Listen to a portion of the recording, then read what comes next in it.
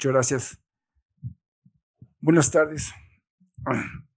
Doctor José Ramón Tocillo Díaz, ministro del Retiro de la Suprema Corte de Justicia de la Nación. Bienvenido al Hospital Ángeles Metropolitano, muy distinguidos por su presencia aquí con nosotros. A nombre del director general, el doctor Humberto Gallo Hermida, y del presidente de la Asociación Médica del Hospital, el doctor Joel Bañuelos Flores, nos sentimos muy congraciados de poder compartir esta entrevista el día de hoy.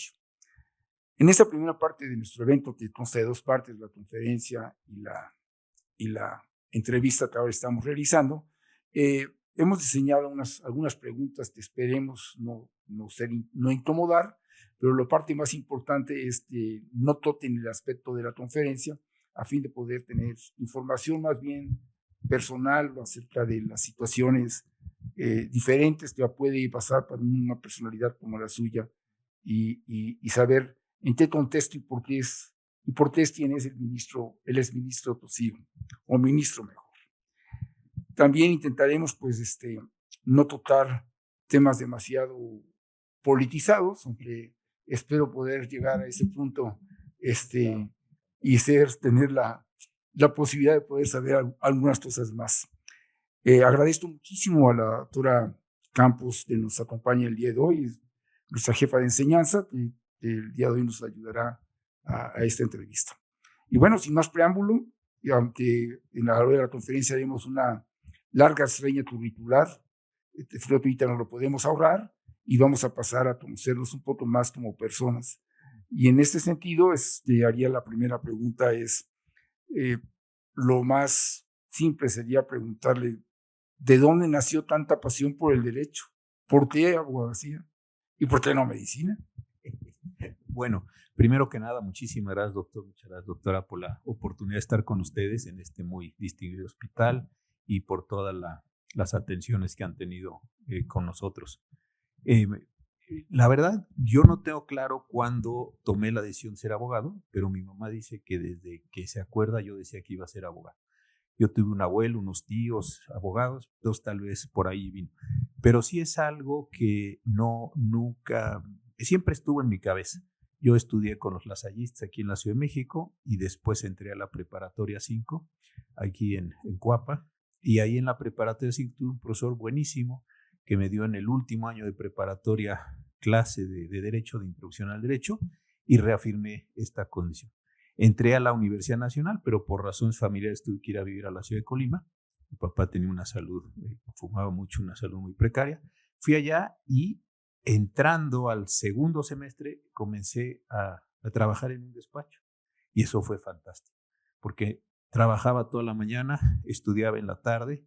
Después yo no sabía redactar muy bien, entonces tomé unos cursos de redacción, pero los enfoqué hacia derecho.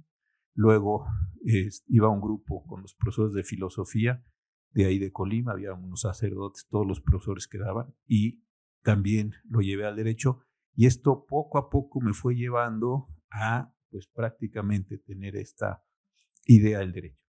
Yo tuve profesores muy queridos, muy buenos, pero no había una buena biblioteca en la Universidad de Colima, había algunas deficiencias, y eso yo creo que lo compensé leyendo expedientes, leyendo biografías judiciales, en fin, todo el tiempo lo dediqué a estas cuestiones. Y estando yo creo que en el cuarto año hubo un coloquio que se llamó de la lengua escrita y fue ahí a la Universidad de Colima don Rubén Bonifaz Nuño, no sé si lo recuerdan ustedes, un gran poeta y además traductor de los clásicos, un hombre extraordinario. Y don Rubén casi ya no veía en ese momento, después perdió la visión completamente. Yo me le acerqué y le dije, oiga, fíjese que yo tengo dudas, no sé si seguir en derecho, ir a historia, filosofía. Y de forma muy enfática me tomó de los brazos y me dio una sacudida y me dijo, usted termine derecho y cuando termine derecho se pone usted a hacer otra cosa.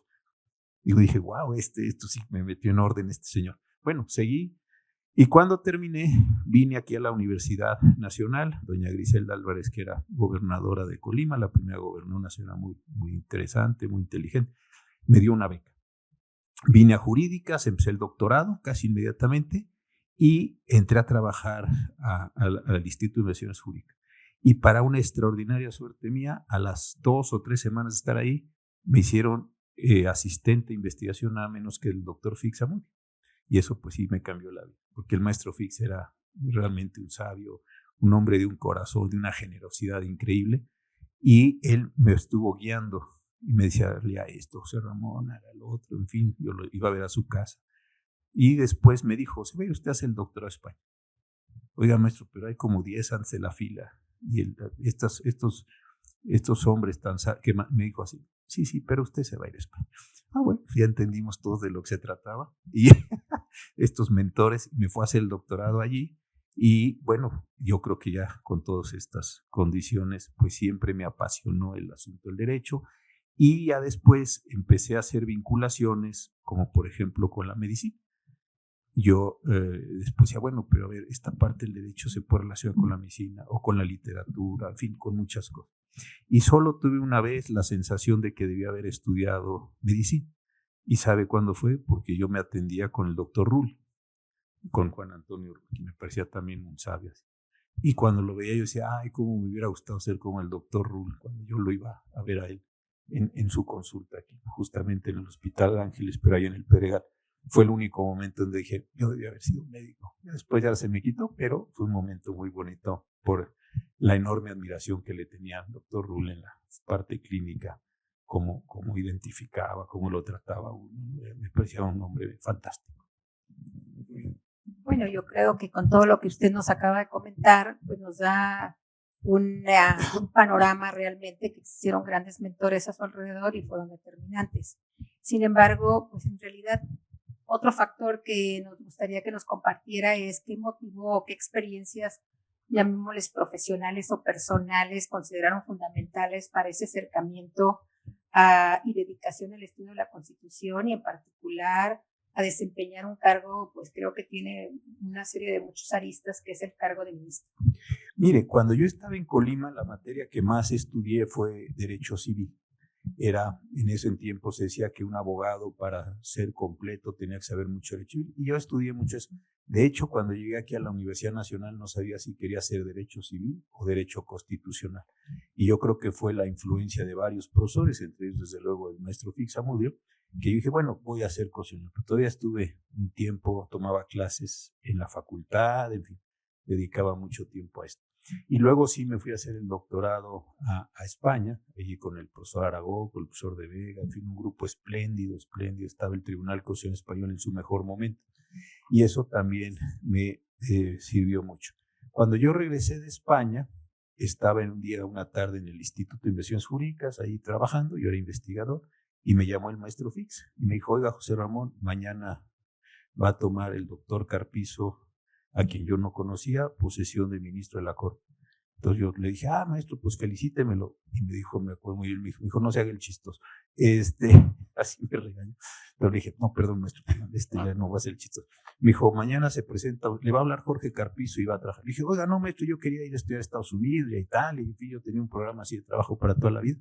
Y me dijo, no, se va a ir usted de ministro y estuvo suave de estudiar. Llegué a la Suprema Corte con el doctor Carpizo, luego me puse a trabajar con el ministro Schmil, Ulises Schmil, fue presidente de la Corte, también un gran amigo, un gran mentor, y estuve con el ministro Schmil toda su presidencia. Y entonces sí ya quedó la idea para mí de la Constitución y la Suprema Corte de Justicia. Después tuve la enorme oportunidad de trabajar con el presidente Zedillo en la reforma judicial del 94. Terminó la corte, me fui 9 años de director del Departamento de Derecho del ITAM, y la verdad sí, desde entonces dije yo quisiera regresar a la corte como ministro, y estuve escribiendo libros, haciendo algunos trabajos, etcétera, y llegué a la corte en el año 2003, y realmente pues fue una experiencia increíble, ¿no? Toda proporción guardada, no vayan a pensar que estoy enloqueciendo, pero yo leí que decía algo de Freud, que Freud en las mañanas daba consulta y en la tarde escribía sus libros. Entonces era como un ciclo que se autoalimentaba. Y yo pensé, esa es una buena idea. Entonces yo voy de lo que leo, de lo que escribo, lo voy a tratar de aplicar en la corte, y lo que tengo que hacer como ministro lo voy a tratar de escribir. La idea, insisto, la tomé de alguna biografía de Freud y dije, esa es una gran idea de darle una circulación a estas dos cosas concretas. Y entonces esto pues fue para mí muy, muy importante. Y yo creo que nos ha pasado a todos. Cuando yo llegué a la Corte, lo primero que me asustó, lo debo decir, es el flujo de los asuntos, ¿no? De dónde venía tanto asunto, cómo entraban, cómo se repartían los equipos de trabajo, cómo salían los asuntos. Y entender eso me tomó tiempo y con un gran equipo. Aquí está David, que trabajó. Ahí trabajamos juntos en la Corte, un equipo espléndido. Pero una vez que uno pasa eso, ese momento tan complejo, tan angustiante sobre todo, dije, bueno, ya puedo tomar una perspectiva. Y lo más interesante para mí fue, como profesor o como académico, observar cómo el derecho se hacía en el país. Esto que los ingleses dicen un law in the making, ¿no? Cómo se está haciendo el derecho en las materias de salud, qué está pasando con esta reforma. Ahí entraron cuidados paliativos, por ejemplo, en esos años, o entraron cambios muy importantes en la investigación de salud, o en otras materias. Entonces uno dice, se está haciendo el derecho y lo voy a usar así, me está pasando enfrente el derecho y puedo ver procesos jurídicos. Esto creo que fue, además de la responsabilidad pública, etcétera, un momento fascinante desde esa observación de los grandes fenómenos, cómo empezaba a avanzar la delincuencia. Cuando yo llegué a la Corte, las personas que estaban vinculadas con narcotráfico no venían a la Corte, ninguno, y de repente uno, y muy respetuosos, no tiene nada que ver, los abogados de los grandes capos de la delincuencia venían a la Suprema Corte. Eso fue, por ejemplo, un día empezaron a aparecer, entonces ya llegaron a la Suprema Corte de Justicia. O algo que comento mucho, cuando llegamos a la Corte no llegaba ningún asunto médico a la propia Corte. Cuando yo me salí los miércoles, que es el día que sesiona las salas, la primera y la segunda sala, yo estaba en la primera que lleva asuntos civiles y penal, cada miércoles se veían 4 o 5 asuntos de los temas de salud. Cuando yo llegué no estaba eso. Y de repente empezó a aparecer uno y otro y otro, y de repente una cantidad enorme de asuntos muy complejos, muy densos, muy difíciles. Entonces uno decía, aquí está uno viendo cómo el derecho de transformación, yo creo que, o sea, como experiencia que usted, fue increíble. Y ahora pues me ha servido para poder ver otros fenómenos, reflexionar, escribir, en fin, este tipo de cosas que hay. Sí, esta afinidad para la medicina es algo que yo le admiro y le respeto muchísimo. Durante mi paso en la Comisión de Arbitraje Médico, muchas de las cosas que vivimos fue precisamente los comentarios y las vivencias que usted tenía en la Suprema Corte de Justicia y efectivamente teníamos la percepción de que estaba naciendo algo diferente. Se estaba viendo la medicina en un concepto diferente y en muchas de sus conferencias usted ha comentado que los médicos no sabemos nada de leyes y le tenemos miedo. Y los abogados no saben nada de medicina y nos tienen miedo. Entonces, cuando tenemos dos fuerzas tan antagónicas, la verdad es que tener un aliado en alguno de los lados, como fue en el caso de la Suprema Corte de Justicia en aquellos momentos, no lo sé después y dudo mucho que ahora, pero siempre es una circunstancia que nos llamó muchísimo la atención. Precisamente una de las preguntas que yo quería hacer era precisamente eso, ¿no? ¿Cuál fue la motivación para acercarse tanto a la medicina cuando pues el trabajo de la Suprema Corte de Justicia es un ámbito enorme y uno puede escoger ahí aquello que se le simplifica mucho más y no algo que no existía y que permitiría meterse pues en muchos líos, mucha convocatoria y luego tomar decisiones de ser juzgador es algo que a mi juicio es extremadamente complejo, difícil y que difícilmente hace justicia. Mire, realmente esto tuvo como muchos momentos. Uno fue cuando estuve como consejero en CONAMED, en la dirección del doctor Fernández Varela, que fue interesantísimo, y ahí me tocó ver algunos fenómenos. Luego, alguien que tuvo una gran influencia fue el doctor Manuel Ruiz de Chávez, que empezó a traer casos y empezó a plantear temas cuando estuvo en la presidencia de la academia, y ya después con todos los demás presidentes prácticamente empezamos a tener actividades. Pero yo creo que el momento así definitorio fue cuando se presentaron en la Suprema Corte unos casos de VIH de los miembros de las Fuerzas Armadas, porque eran chicos que se habían contagiado y se les daba de baja, la expresión no es mía, decía la ley de seguridad social de las Fuerzas Armadas, por inutilidad. Y cuando se les daba de baja por el contagio, se les quitaba toda pensión, o sea, literalmente se les echaba. Entonces ellos se promovieron unos amparos y plantearon, ¿es correcto o es incorrecto? Y ahí yo tuve una intuición, aquí está José Ramón, mi hijo, y yo un día le pregunté, oye, el Magic Johnson es seropositivo. Ya no sé si te acuerdas, José, que te lo pregunté, y le dije, oye, entonces la seropositividad no genera una incapacidad. Y José Ramón, muy poco agudo, me costó, a ver, échate un partido de la NBA, de los Lakers, a ver si aguantas y a ver si tiene una inutilidad. Y entonces ese fue un momento importante. Entonces dije, yo no sé de esto, yo no puedo entender esto. Entonces, a través en ese momento de la Academia Mexicana de la Ciencia, estaba Renata Villalba, yo le dije, oye, ¿me pueden hacer un dictamen pericial completo sobre la situación? Y lo que la ley de seguridad de las Fuerzas Armadas decía, hablaba de seropositividad nada más. Cuando alguien está en ese condición, se le da de baja. Estoy abreviando mucho. Pero entonces el dictamen tenía la diferenciación entre VIH, SIDA, sus distintos niveles, etc. Y en la sesión que empezó ese momento, yo preparé toda la actuación, y cuando empezó la discusión, yo saqué el dictamen de la Academia de Ciencias.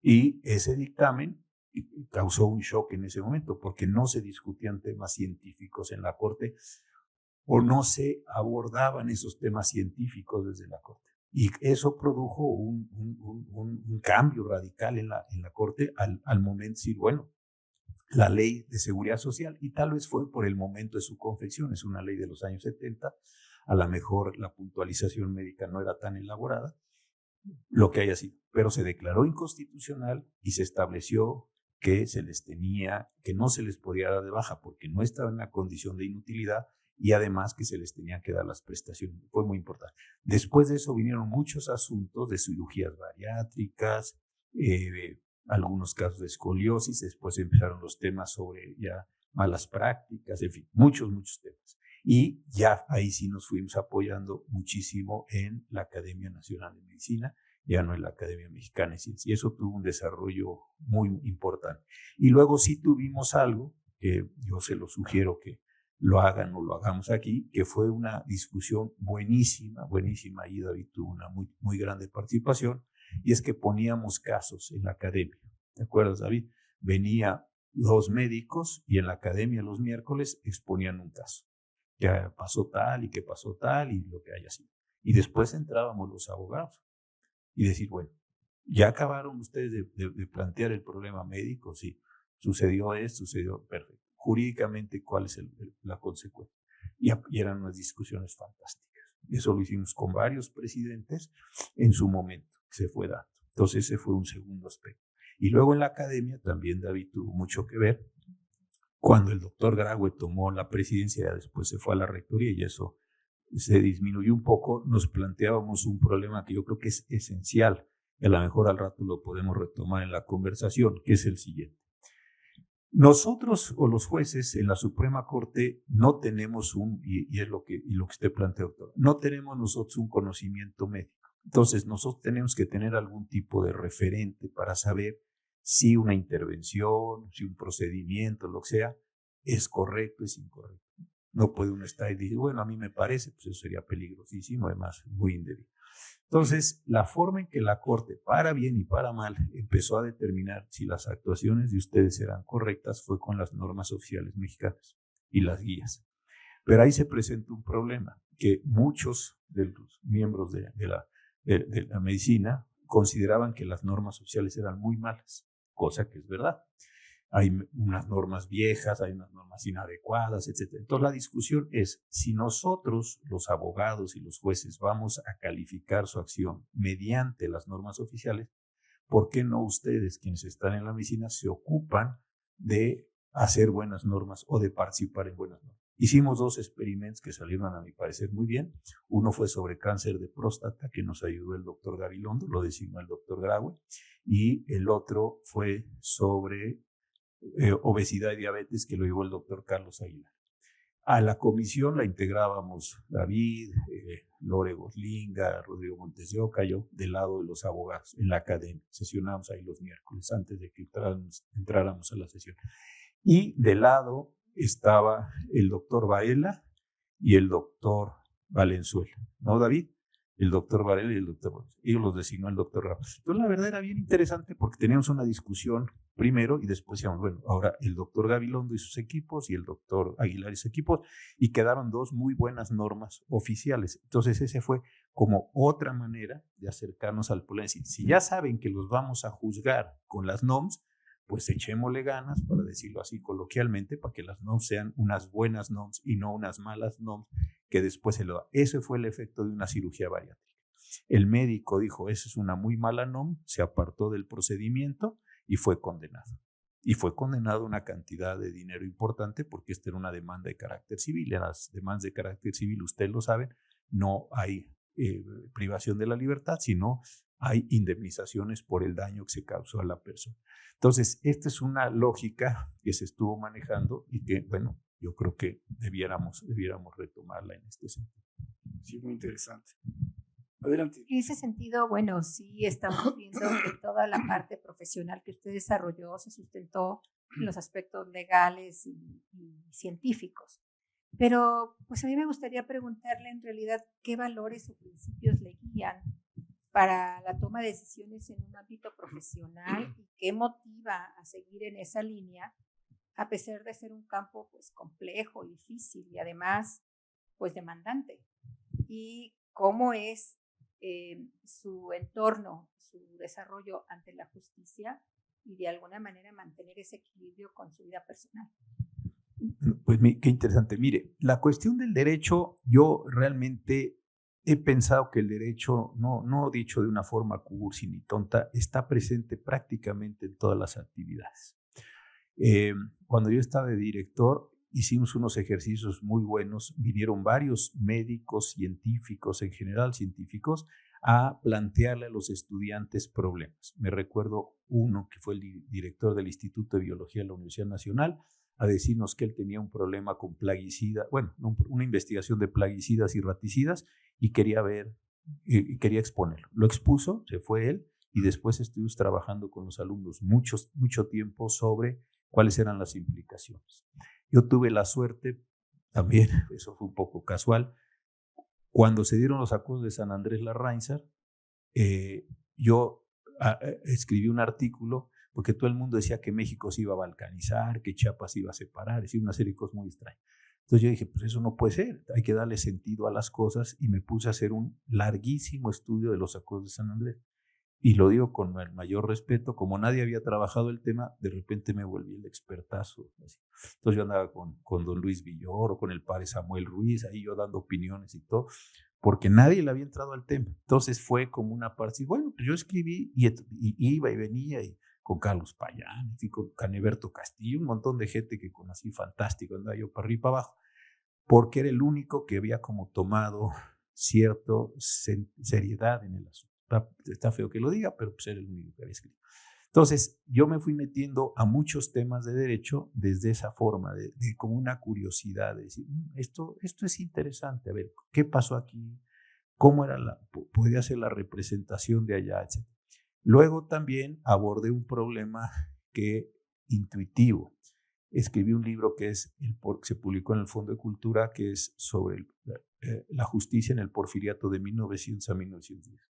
Entonces yo dije, a ver, yo soy ministro de la Corte, yo hago cosas, pero supongo que los señores que me precedieron en el cargo, porfiristas, lo que sea, pero pues han de haber tenido una representación del mundo semejante a la mía, o una forma de actuar. Entonces, desde esa perspectiva me puse a investigar, me puse a hacer.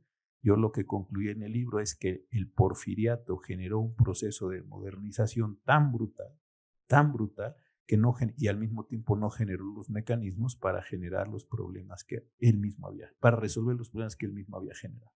Entonces, metió a la población, le quiso modernizar al país, trajo telégrafos, todo lo que usted quiera, sí, pero nunca generó los mecanismos. Entonces, claro, lo que generó es una gran cantidad de problemas que después acabaron por comerse al propio porfiriato hasta llegar a la revolución.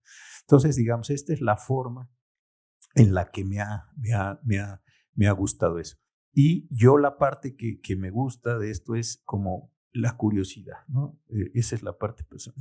Hacerme una pregunta y decir, bueno, sí, eso está muy bien, pero ¿qué ¿por qué el derecho está presente? ¿Cómo se puede modelar? ¿Cómo entra en la condición? Yo la forma, digamos, personal de acercarme es como desde esta cuestión de la curiosidad.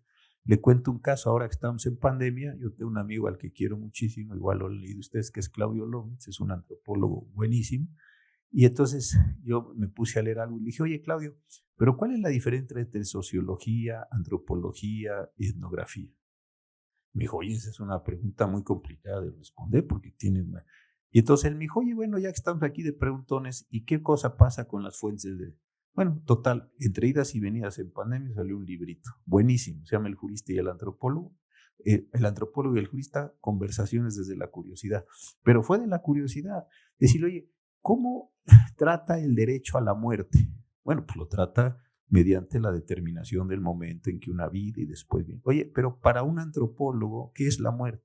Y entonces son preguntas, está ahí el libro, la verdad que quedó muy, muy bonito, es un libro pequeñito, pero desde esa curiosidad, decir, yo nunca había pensado qué acontece con estos fenómenos.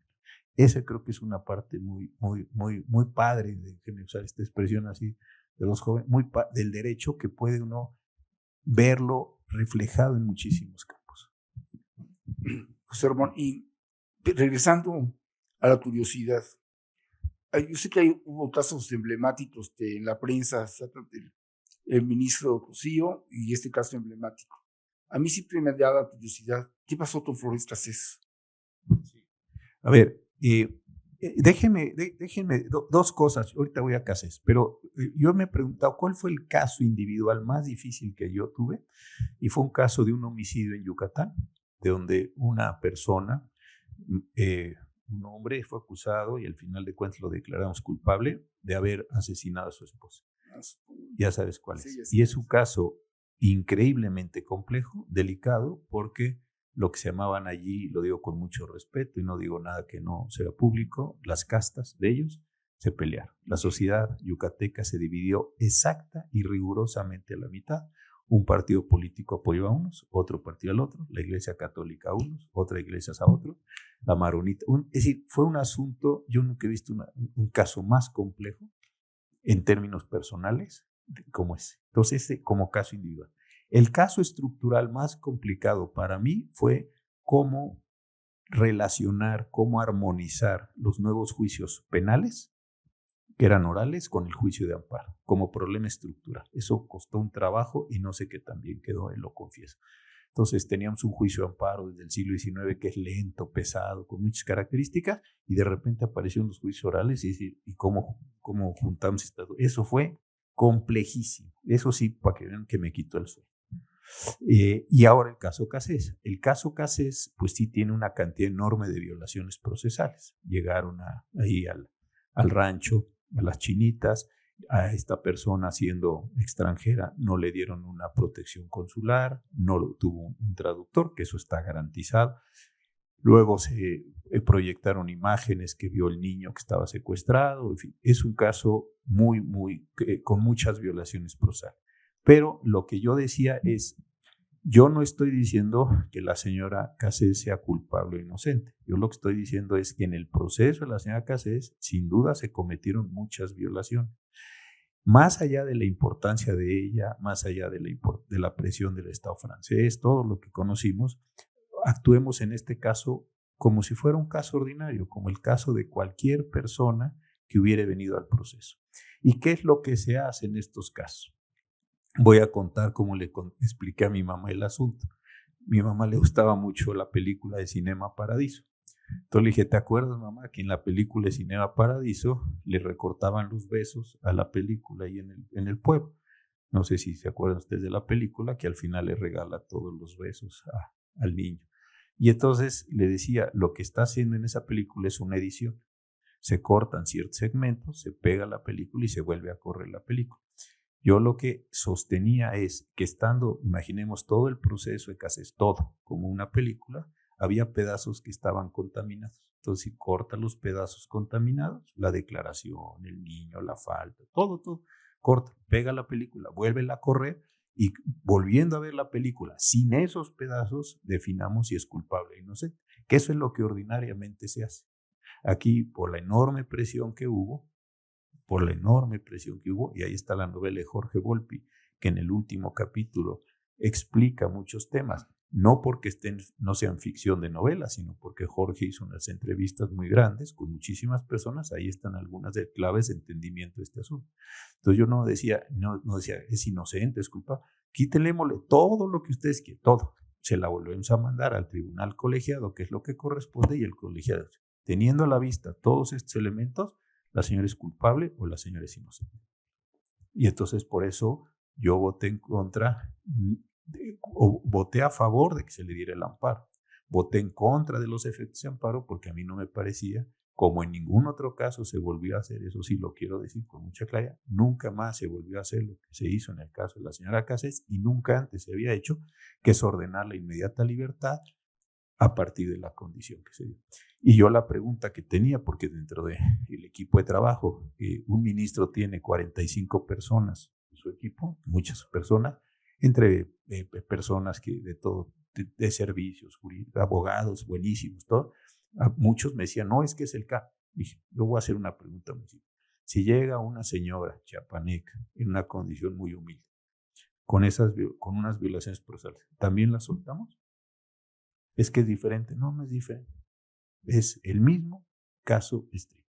Si llega una señora humilde, toda lastimada, porque le hayan cometido estas violaciones semejantes a estas, lo echamos a la calle y decimos que es inocente, no, entonces tampoco se va la señora que es francesa. Y nos aguantamos a lo que va a venir. Eso yo creo que fue un caso muy importante. Sin duda, muy llamativo. Yo lo que veo es que has tenido siempre una afinidad por la lectura brutal, lo has comentado desde siempre, y eso generalmente los que leen mucho se les antoja escribir. De alguna manera te invita a leer, te invita a escribir, como que es algo que va muy junto, y eso es envidiable.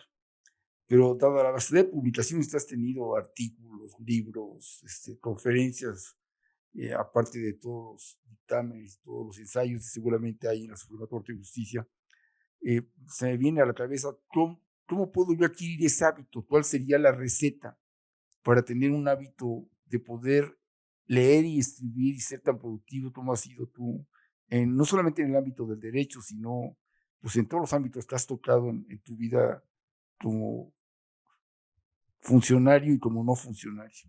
Yo cuando estaba estudiando aquí en la UNAM, leí un libro que se llama La imaginación sociológica de un sociólogo estadounidense, yo creo que buenísimo, y era tan contestatario que lo disminuyeron mucho, que es Wright Mills. Y Wright Mills tiene un libro que se llama La imaginación sociológica. Y él daba un consejo muy bueno, y es que decía, a uno se le van ocurriendo temas, y decía, pues abra usted carpetas y vaya guardando cosas que tienen que ver con la carpeta. Entonces, digamos, si yo, por ejemplo, ahorita dijera, voy a escribir, o está en mi pensamiento, escribí un artículo sobre medicina, y ahora una cosa que ustedes ahora digan, pues y ahorita salgo, le escribo y le echo en un folder, sí. Y esa es una buena solución. Yo con un compañero de trabajo, amigo de José Ramón, de David, que es Omar Hernán Salgado, me dijo Elisa Speckman hace como 2 años, oye José Ramón, necesito que me escribas un libro. Oye, le dije, pues esto no es panadería o tortería, pues estar echando ahí libros. Le digo, no, ¿cómo dices? No, por favor. Y todo. Dije, bueno, pues a ver. Y se me ocurrió, dije, a ver, yo tengo notas de cómo fue la Suprema Corte en la Revolución. Durante años acumulé notas. Entonces alguien decía que la situación del ministro, yo la escribí y le echaba. O me encontraba una y le echaba. Entonces iba echando yo ahí, echando cosas. Entonces de repente dije, pues eso que dice Elisa se puede hacer. Y Omar, este chico que es muy querido, había hecho su test de licenciatura sobre cómo se nombraron los ministros una vez que se entró en vigor la Constitución del 17. Entonces le dije, oye Omar, ¿por qué no escribimos un libro? Yo me echo todo este cuento de la primera parte y tú de la segunda parte. Órale. Y entonces entre los dos pues fuimos armando y quedó un libro, la verdad, muy bien, porque describe muchas cosas, muchos chismecillos y cosas ahí de las actas, de la vida de los ministros. Está muy bien. El libro hasta divertido. Y entonces esa, digamos, es un mecanismo que yo aprendí en ese caso. Y otro que es bien importante, que me lo enseñó el maestro Fix. Me decía el maestro Fix, mire José Ramón, para hacer un libro hay que ser primero que todo un índice. Pero no un índice de 1, 2, 3, 4. No. Hay que ser un índice y pensarlo y subirlo y bajarlo. Dale, soñarlo, sudar el índice. Ya que usted tenga el índice, haga una introducción. La introducción es la explicación del índice. Entonces, digamos, por ejemplo, el propósito, primero escribe uno el índice, dice, no, aquí le falta, le sobra, lo subo, lo bajo, listo, ya está.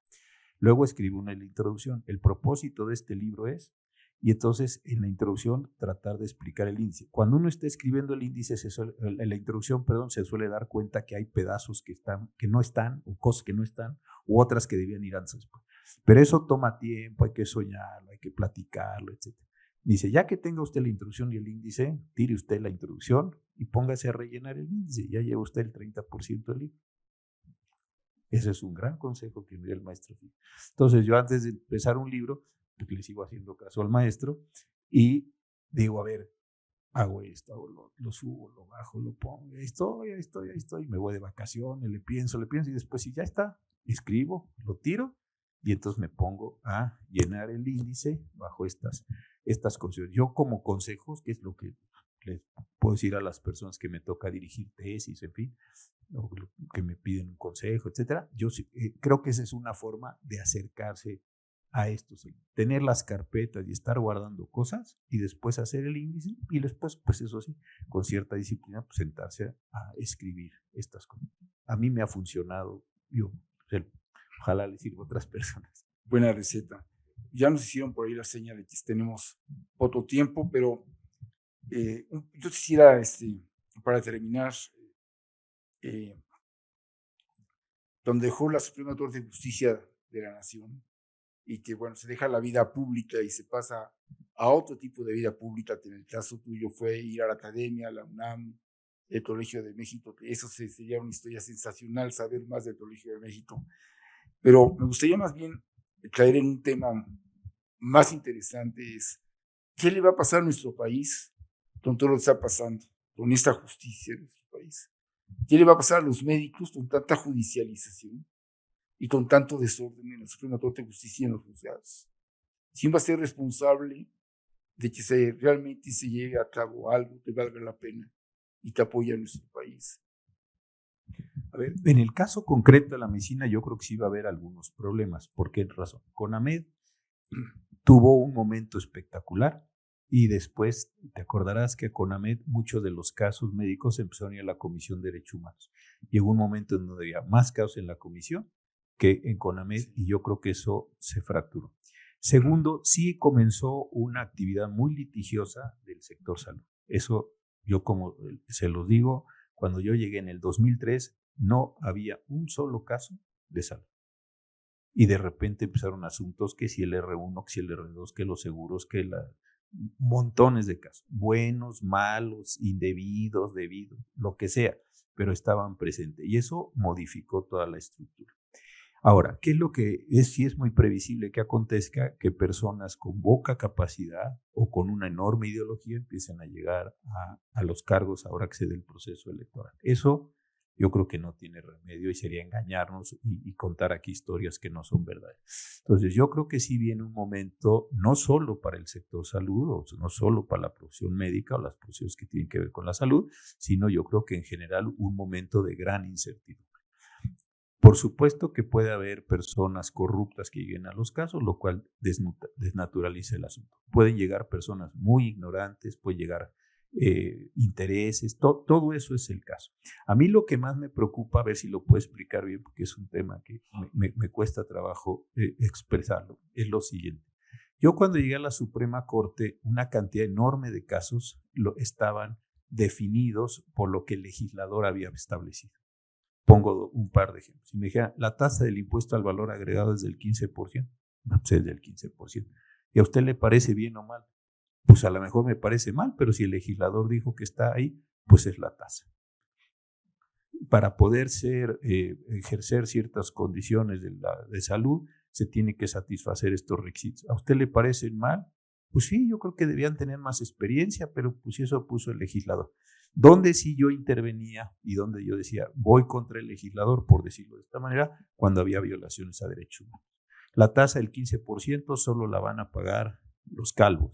Muy, muy agraviante para mí. Consecuentemente era inconstitucional, no por mí, sino porque tenía un núcleo especial. O solo las mujeres, o solo esto, o está prohibido. Ahí sí entraba la Corte y dialogaba, digamos, con el legislador y declaraba inconstitucional la ley. Pero la mayor cantidad de los casos son casos que se resolvían a partir de lo que el legislador decía. Entonces, el juez es un actor de la ley.